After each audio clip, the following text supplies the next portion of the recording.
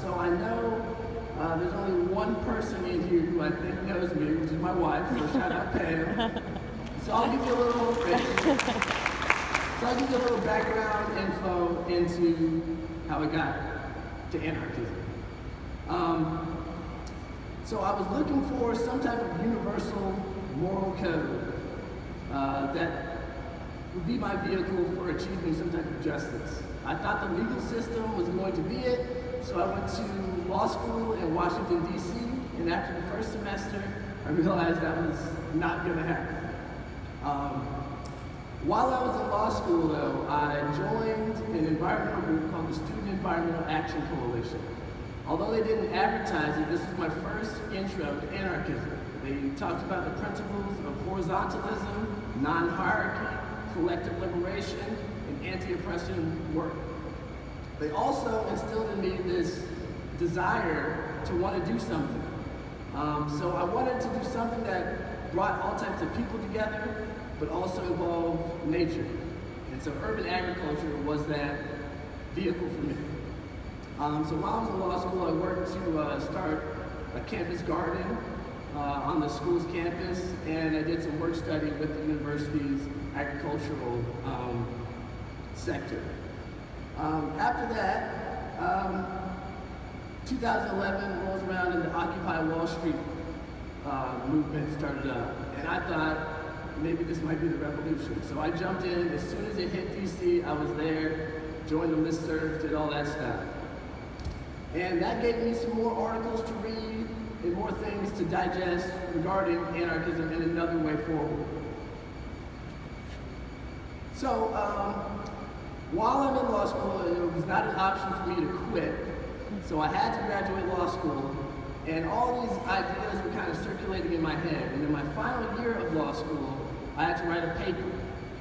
And during this class that I was writing this paper for, we were looking at all the different things in the criminal justice system.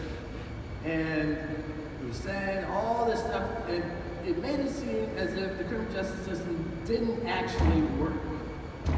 Okay? So, I looked at this and I said, this is going to be my last swan song for law school. This is exactly why I'm not going to be a lawyer. This is why I'm going to do the urban ag thing. And so I looked at how it operated, and I saw that the people that were actually supposed to be determining justice, the individuals involved, weren't actually involved. So first you have the prosecutor, which is infamously known for being able to indict a ham sandwich. So they have tremendous power in the process. They are representing the interests of the victim. So that if the victim had a different set of justice or didn't want to prosecute or anything, they have no say in this. They're not involved in the process. It's brought on the case is brought by the state on their behalf.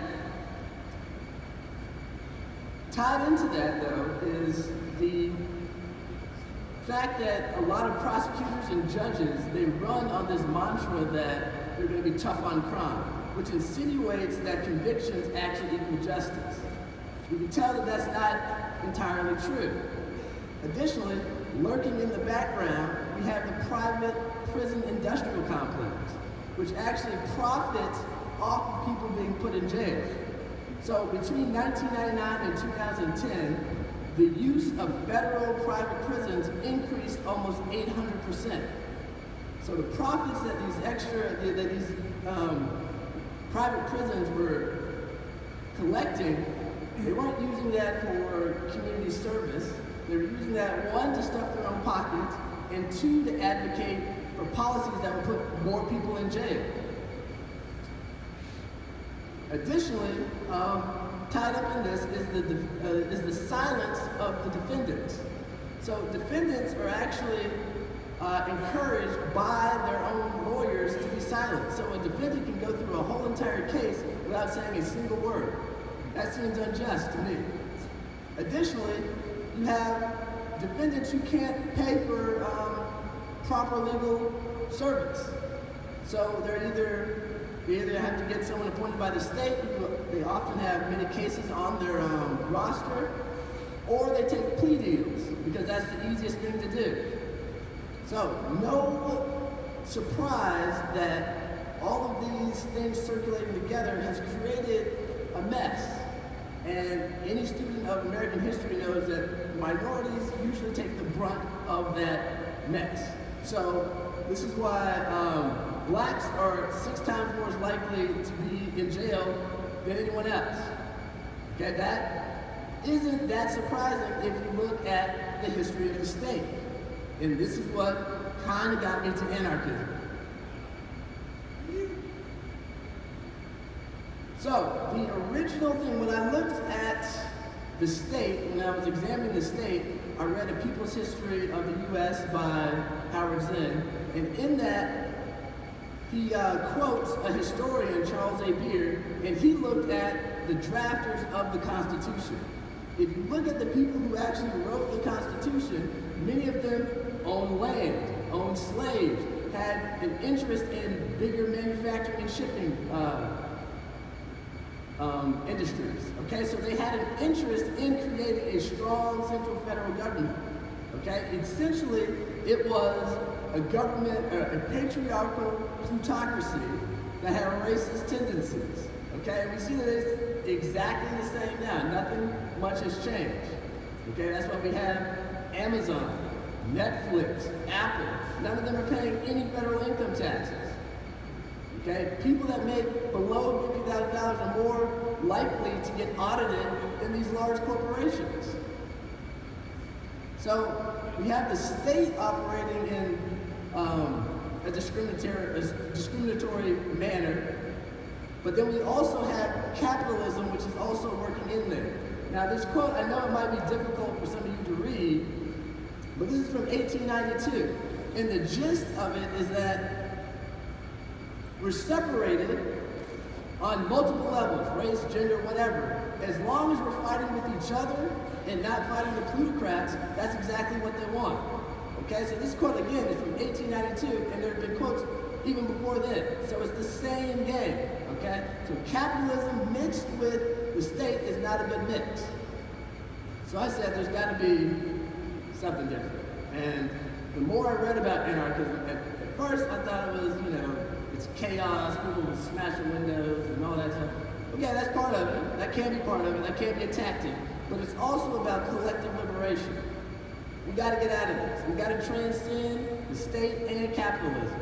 I've heard people say that taxation is theft. Well, in my opinion, capitalism is theft. I use the definition that I learned from Richard Wolff, and he said that capitalism is actually the unjust acquisition of funds that should be given to the employers or to the employees, but is taken for the employer. Okay, all that profit that the employees are making, the value that they add to the product, is then taken from them and given back to the capitalists.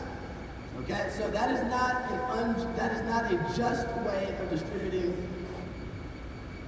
labor or the profits from labor. Okay, so co-ops is what I'm more interested in, and I think that's a more just transition.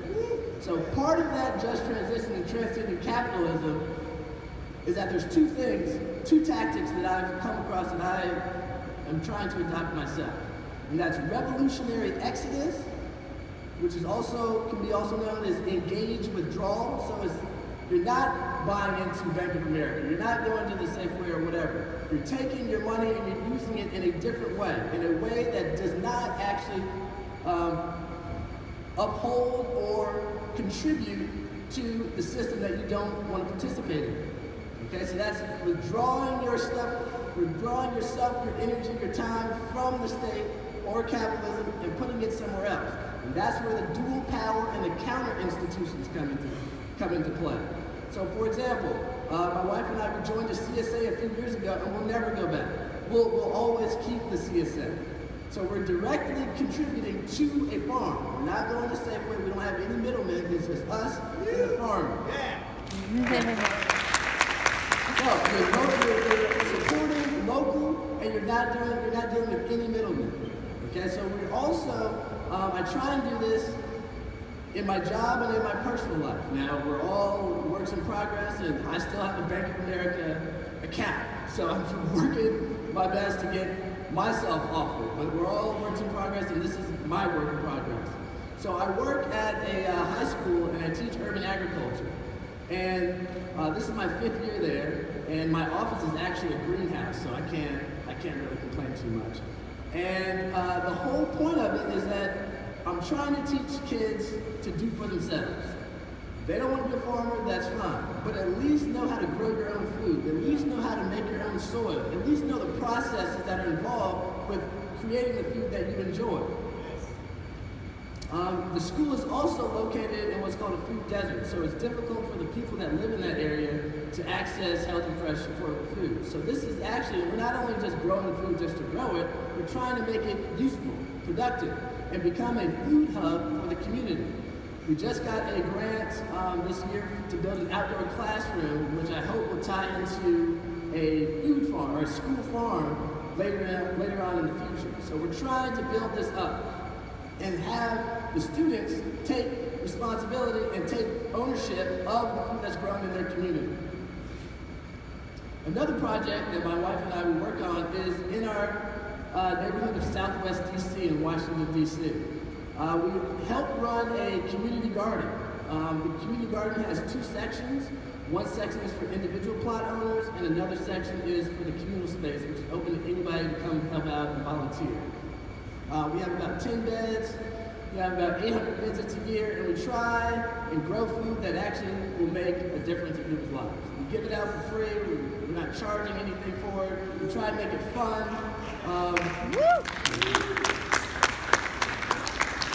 This past year, we held our first Southwest Earth Arts and Music Day. So we had people planting in the garden beds, we had a musical performance at the end, and then we also had an interactive mural that people were painting.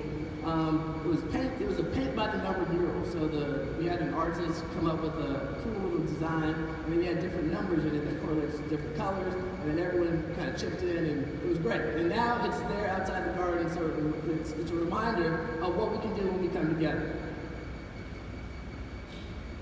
So now this gets to my little baby project, which I hope some of you might be interested in later on or whenever.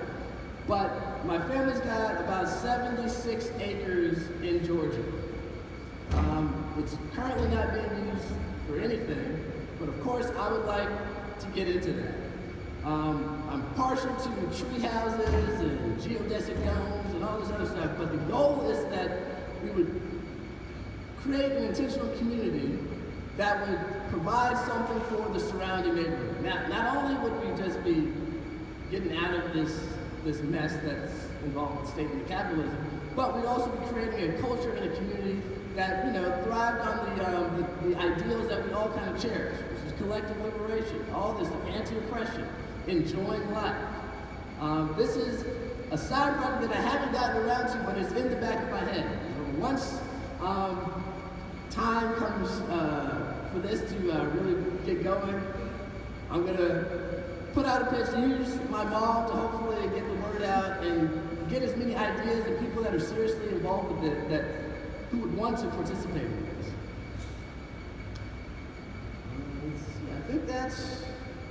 I think that's all I got for you guys. So if you guys are interested in anything that I've talked about or staying in the loop with what I'm doing, I'm on Twitter. You can email me at that email address up at the top. And I think we're going to try and get my mom in. I'm not sure. She's in Bangladesh, and it's like 5 o'clock in the morning there. So I don't know exactly what's going to happen. If it doesn't work, then I'll be up here to take some questions.